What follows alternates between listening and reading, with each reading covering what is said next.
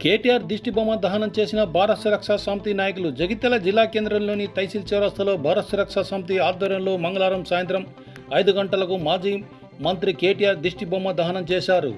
ఈ సందర్భంగా నాయకులు మాట్లాడుతూ మాజీ ఎంపీ కవిత బెయిల్ విషయంలో కేంద్ర హోంశాఖ సహాయ మంత్రి బండి సంజయ్ని అవమానించేలా కేటీఆర్ అనుచిత వ్యాఖ్యలు చేయడం తగదని అన్నారు. తక్షణమే కేటీఆర్ క్షమాపణ చెప్పాలని డిమాండ్ చేశారు.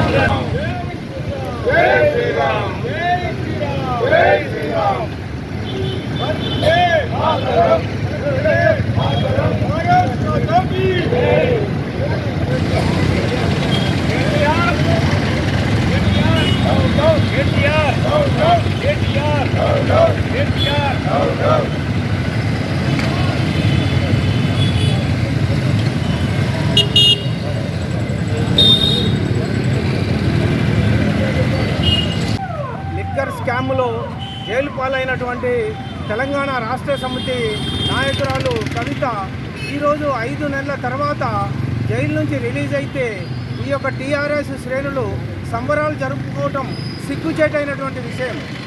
బెయిల్ అనేది ఎవరికైనా జైల్లో ఉన్నవారికి ప్రాథమిక హక్కు.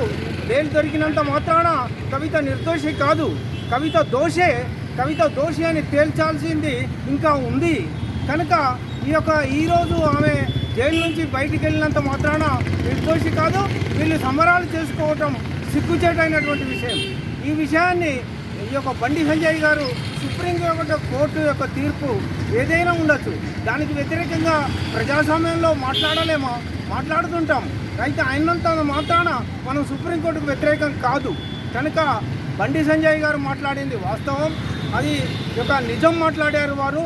కేటీఆర్ ఏదైతే ఉందో ఆయన అహంకారాన్ని ఇంకా తగ్గించుకోలేదు, ఆయన ఇంకా ప్రభుత్వ అధినేతగానే భావిస్తున్నాడు.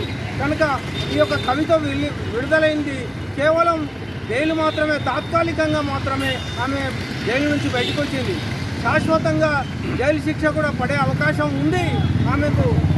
ఈరోజు ఏదైతే కేటీఆర్ వ్యాఖ్యానాలు ఆయన అహంకారానికి నిదర్శనం.